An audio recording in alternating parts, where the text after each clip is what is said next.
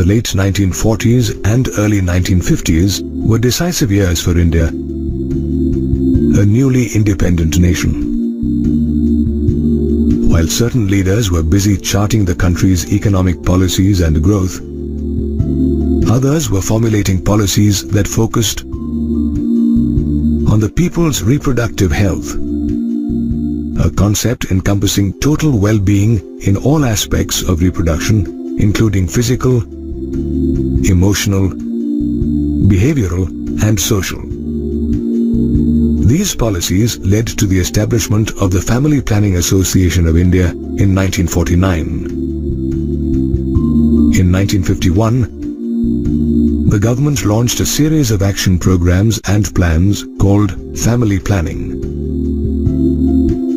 This move catapulted India into a select group of countries that had chalked out a national family planning program.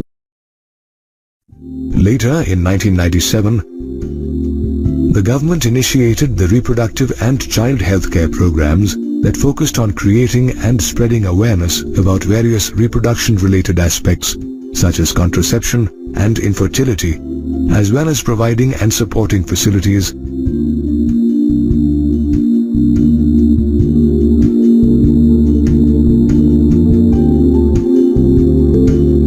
Today, the government, along with family planning experts, is continuously chalking out strategies to address the latest challenges arising in reproductive health.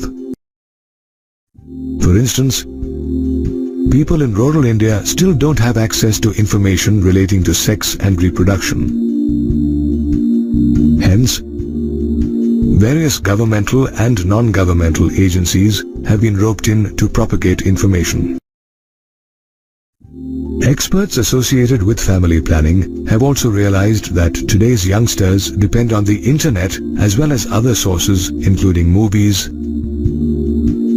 friends and magazines to learn about sex-related aspects. However, information gathered from these sources may or may not be reliable. Moreover, at times, the information can create myths as well as misconceptions and even unhealthy attitudes towards sex-related aspects. Therefore, these experts are advocating the need for sex education in schools. They argue that it will go a long way in imparting correct and relevant information about sex. Moreover, it will also make youngsters aware of social evils like sex abuse and sex-related crimes and the steps they need to take to fight such social evils. Experts also believe that people, especially adolescents, should be sensitized to hygienic sexual practices such as cleaning one's genitals, sexually transmitted diseases, AIDS, adolescence, and related mental and bodily changes, which in turn will ensure a reproductively healthy society. Another strategy to improve reproductive health is by educating couples as well as individuals of marriageable age about birth control options, gender equality, pre- and post-pregnancy care,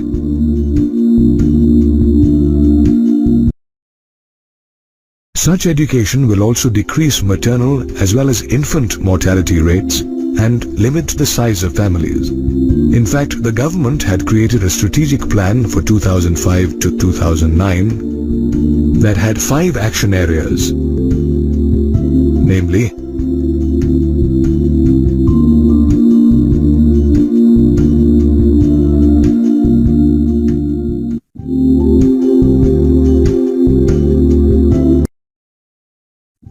providing expert medical care and assistance to people on wide-ranging issues including pregnancy and delivery, STDs, abortions, menstrual problems, and infertility is another step taken by the government.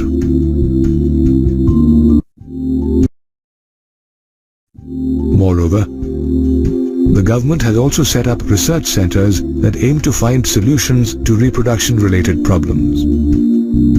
One such center is the Central Drug Research Institute in Lucknow, which is credited for developing Saheli, an oral contraceptive for women. Apart from setting up research centers, the government is also establishing hospitals and medical centers, especially in the rural areas, to provide an impetus to medically assisted deliveries as well as to provide postnatal medical care. This will help bring down maternal and infant mortality rates as well as encourage couples to have smaller families. The government is also conducting mass immunization programs to bring down the infant mortality rate. Did you know that the government has banned amniocentesis, a fetal sex determination test based on the chromosomal pattern in which the amniotic fluid surrounding the developing embryo is drawn by inserting a needle in the mother's abdomen? In this manner, the government has initiated a lot of programs and plans to build a reproductively healthy India. At the dawn of independence, India was an underdeveloped country, with its population having no access to good medical care. Life expectancy was just 32 years, and infant mortality as high as 180 per thousand births. However, living conditions improved as the government built hospitals, educated people about health-related issues, and conducted immunization programs. These steps nearly doubled the life expectancy rate and lowered the infant and maternal mortality rate. But with the birth rate remaining more or less the same, this led to population explosion, a situation where the population of a country far outstrips its sustaining capacity. In fact, India's population, which was 350 million during independence, went past the 1 billion mark in 2000, making India the second most populous country after China. Demographers fear that if the current birth rate of 1.7% is not lowered, India's natural and economic resources will be strained, depriving many of even basic necessities such as food, clothing, and shelter. To arrest the population growth, the government has raised the legal marriageable age of girls and boys to 18 and 21 years respectively. The government is also using the media to drive home the benefits of having smaller families. Moreover, government agencies are also actively encouraging couples to go for contraception, which is an intentional prevention of an unwanted pregnancy, through the use of contraceptive methods. Contraceptive methods can be broadly categorized as natural or traditional methods, barrier methods, intrauterine devices, oral contraceptives, injectables, implants, and surgical methods. Natural methods, the oldest form of contraception, work on the principle of circumventing the chances of the sperm fertilizing the ovum. They are of three types: periodic abstinence, coitus interruptus, and lactational amenorrhea. In periodic abstinence, couples abstain from copulation during the fertile period, which occurs between days 10 and 17 of the menstrual cycle. This is when ovulation or the release of the egg occurs, which increases the chances of conception. Another natural method is coitus interruptus, which is also known as the withdrawal method.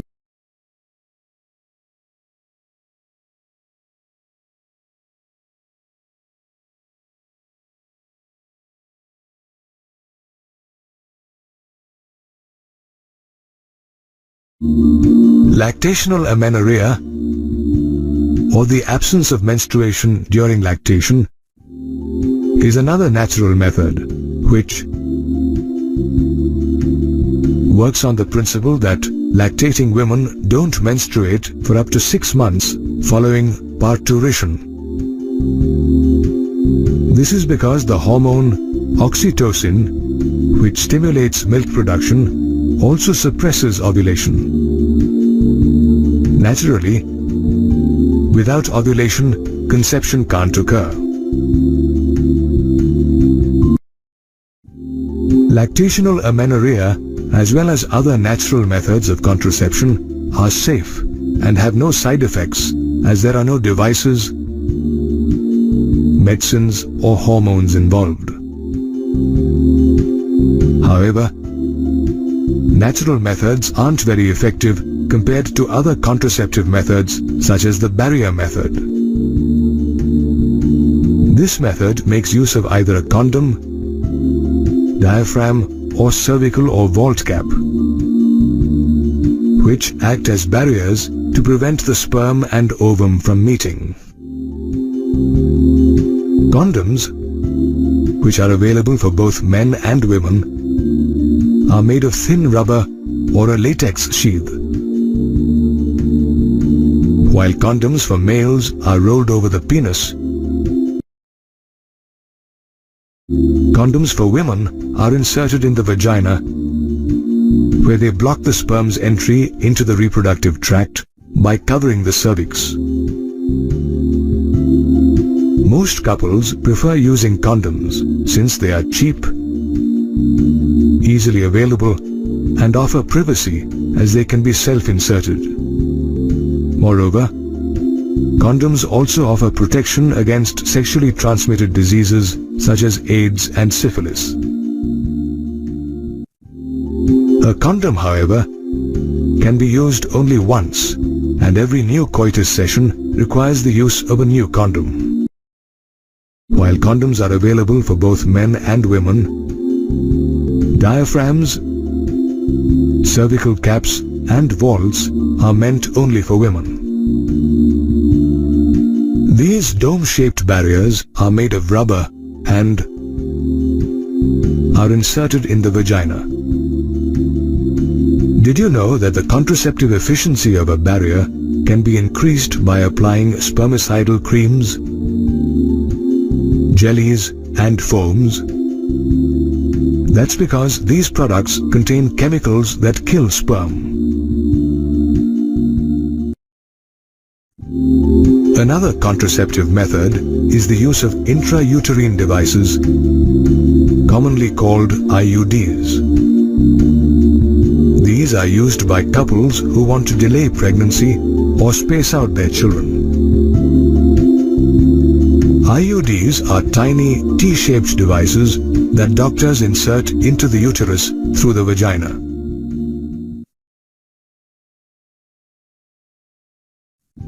There are many types of IUDs,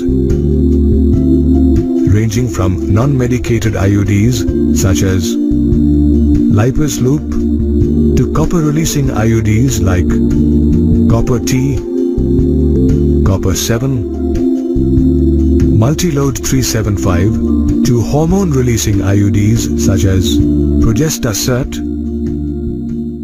and LNG20. Each type of IUD works on a different principle. Non-medicated IUDs, for instance, work by increasing the phagocytosis of the sperm that reach the uterus, while copper IUDs release copper ions that obstruct the ascent of the sperm into the fallopian tubes, as well as reduce their fertilizing ability. On the other hand, hormone-releasing IUDs make the uterus inhospitable for implantation by thickening the cervical mucus, which makes it impossible for the sperm to enter through the cervix. Apart from IUDs, women can also use oral contraceptives called the pill. This is a small tablet containing small doses of either progestogen or a combination of progestogen and estrogen. Progestogen thickens the cervical mucus, which hinders the sperm's motility, while estrogen obstructs the pituitary gland from producing luteinizing hormone, which prevents ovulation. Ideally, a woman should take the first pill of the pack within 5 days of the menstrual cycle and continue taking it for 21 days. During the next 7 days, when the pill is not taken, the woman experiences her menstrual cycle. Following this, she needs to start taking the pill again. Progestogens alone or in combination with estrogen are also available as injections or implants that are to be placed under the skin. However, in comparison to pills, they remain effective much longer. While women have several contraceptive options, men have only 2 options for birth control: condoms and a terminal surgical or sterilization method called vasectomy. In this case, a tiny part of the vas deferens is removed and then tied to the scrotum by bearing a small incision on the same. In tubectomy, a sterilization method for women, a minuscule part of the fallopian tube is removed and tied up through a small incision in either the abdomen or through the vagina.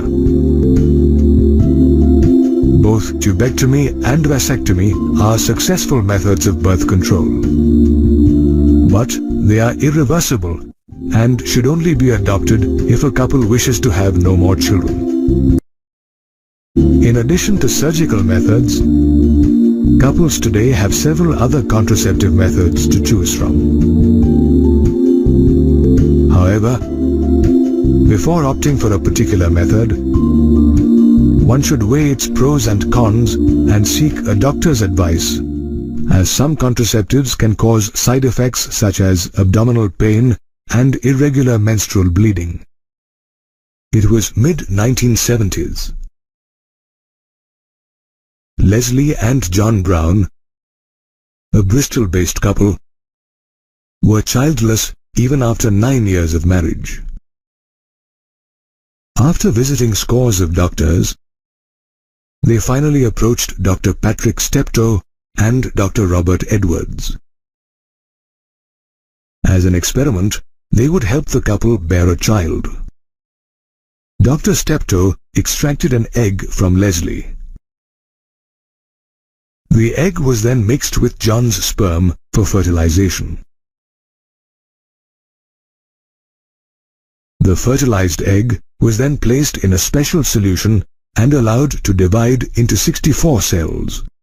The fertilized egg, now an embryo, was placed into Leslie's uterus.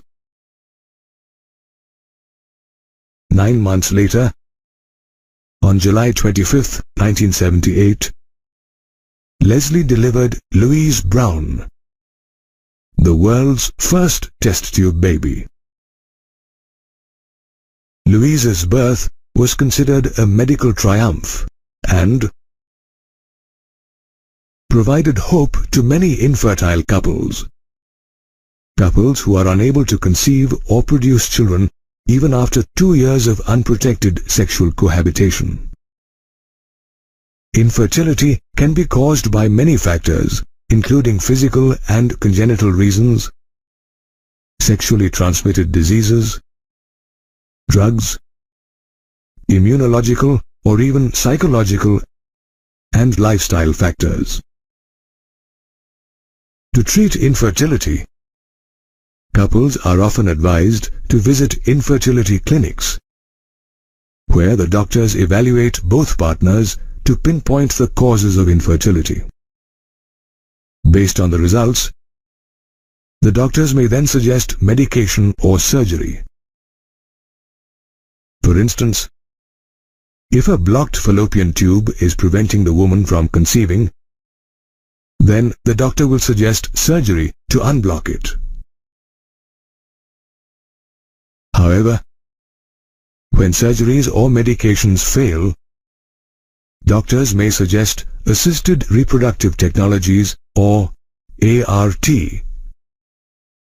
ART is a collective term used for clinical procedures that are designed to help achieve pregnancy by allowing the egg and sperm to meet in an artificial environment, usually a laboratory.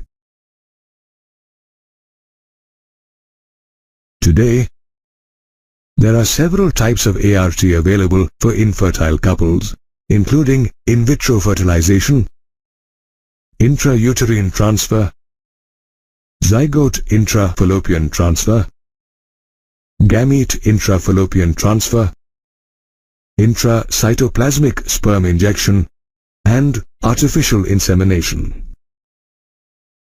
In vitro fertilization, or IVF, which was used to treat Leslie Brown, is a process in which the egg is fertilized by the sperm outside the woman's body and under simulated conditions created in a laboratory.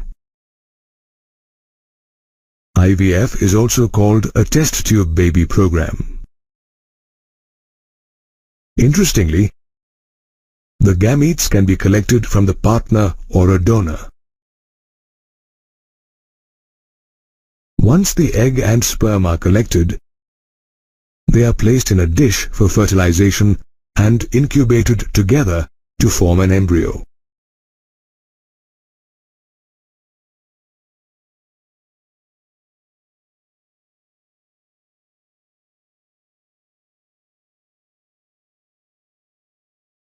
IVF is followed by embryo transfer or ET, where the embryo is transferred to the uterus using a tube called a catheter.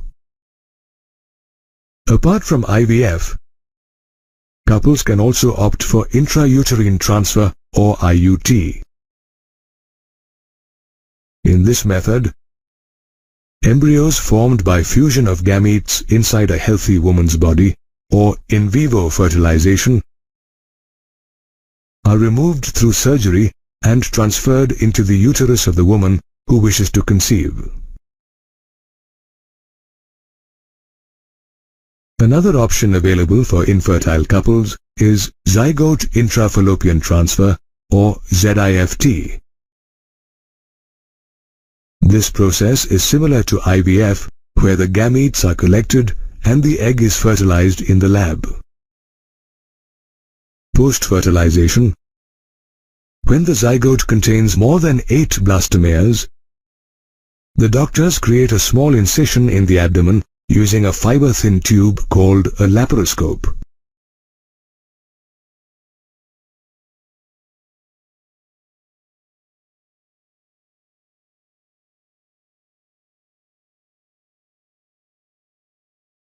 The zygotes are then transferred to the fallopian tube through the laparoscope.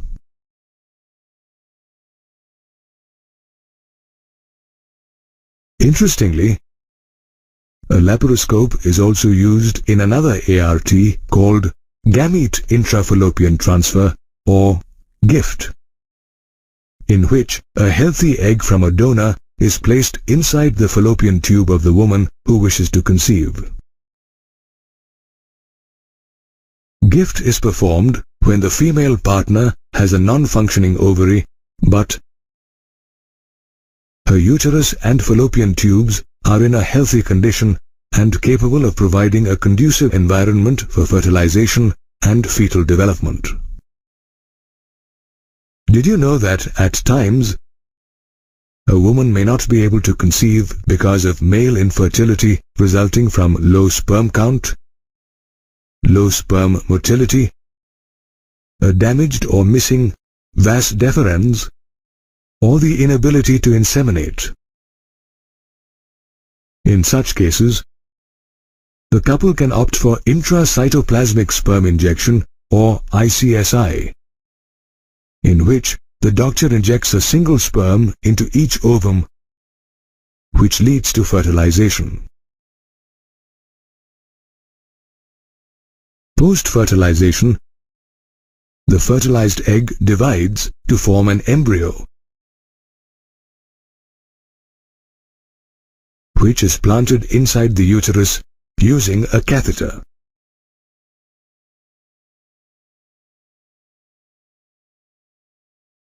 Apart from ICSI, artificial insemination is another option in which semen, collected from either the male partner or a donor, is introduced into the vagina or uterus by inserting a catheter.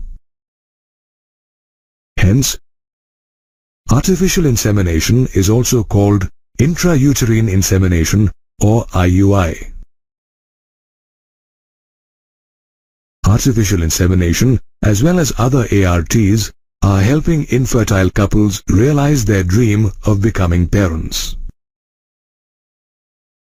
However, one should remember that these methods are expensive, as they require highly qualified doctors as well as expensive instruments. Pregnancy is one of the most wonderful experiences for a woman. However, if one gets pregnant as a result of rape, casual, unprotected coitus, or failure of contraceptives used during coitus, it could turn out to be a harrowing and distressing experience.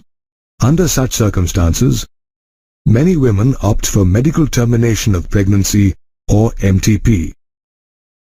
Also called induced abortion, MTP is the intentional or voluntary termination of pregnancy before full term by expulsion of the fetus from the mother's uterus. Doctors might also recommend MTP if a woman is suffering from serious medical conditions such as heart diseases or blood pressure, because continuation of pregnancy could prove fatal to her. MTP is also advised if there is a possibility of the child being born with severe physical or mental disability. Estimates show that nearly 40 to 50 million women opt for MTP every year worldwide. And in India, this figure averages 6.7 million every year. However, when India was a newly independent country, the laws concerning abortion were restrictive, and abortion was permitted only if the continuation of pregnancy could prove fatal for a woman. Things started changing during the late 50s and 60s, when demographers raised concerns about India's spiraling population. They started pressing for liberalization of abortion laws, which they thought could help lower the birth rate. The demographers' calls for liberalization of abortion policies found support from doctors who were alarmed by rampant illegal abortions. To address the situation, the Indian government formed the Shantilal Shah Committee in 1964. Acting on the recommendations of this committee, the Indian government passed the Medical Termination of Pregnancy Act, 1971, that paved the way for liberalized abortion laws. The MTP Act states that an abortion can be carried out only by an approved doctor. Moreover, while the opinion of one qualified doctor is sufficient for pregnancies of up to 12 weeks, for pregnancies of more than 12 weeks but less than 20 weeks, the certification of 2 approved doctors is essential to conduct an abortion. This is because an abortion of up to 12 weeks of pregnancy is far less risky than one carried out for a pregnancy of more than 12 weeks. However, abortions of pregnancies beyond 20 weeks are prohibited under the MTP Act unless the pregnancy poses a threat to the mother's life. The MTP Act has made it easier for women to opt for medical termination of pregnancy. However, experts claim that illegal abortions, including sex-selective abortions and abortions after 20 weeks of pregnancy, are on the rise. To reverse this trend, people are being educated about gender equality as well as the health hazards associated with illegal abortions. They are also being educated about how to avoid pregnancies by using contraceptives such as condoms and the pill. Condoms can also protect young people from a plethora of diseases and infections such as gonorrhea, syphilis, genital herpes, chlamydiasis, genital warts, trichomoniasis, hepatitis B, and HIV. Collectively known as sexually transmitted diseases or STDs, or venereal diseases, or reproductive tract infections, these diseases are contracted through sexual contact. Incidentally, certain diseases such as hepatitis B and HIV can also be transmitted by sharing injection needles and surgical instruments used by infected persons, blood transfusion, or from an infected mother to the fetus. Different STDs are caused by different pathogens. Chlamydiasis and gonorrhea, for instance, are bacterial infections. Trichomoniasis, on the other hand, is caused by a microscopic one-celled protozoan called Trichomonas vaginalis, whereas HIV, the most dangerous of all STDs, is caused by the human immunodeficiency virus or HIV. In most cases, people suffering from STDs show symptoms such as itching, fluid discharge, swellings in the genital region, as well as pain during sexual intercourse. However, the symptoms aren't always obvious. In fact, most people don't show any symptoms of infection during the early stages of the diseases. Moreover, when symptoms become obvious, people avoid seeking medical opinion for fear of being stigmatized. One should, however, not forget that timely detection and appropriate treatment can make a person completely free of most STDs. However, there are a few exceptions like hepatitis B, genital herpes, and HIV infections that cannot be cured. Moreover, timely detection is the key to prevent STD-related complications such as pelvic inflammatory diseases, abortions, stillbirths, infertility, or even cancer of the reproductive tract. Did you know that STDs, which are widely prevalent in people who are aged between 15 and 24, can be prevented if one takes simple precautions such as using condoms and avoiding sex with unknown or multiple partners? We are responsible for our own health, and simple things such as the use of condoms can keep STDs at bay.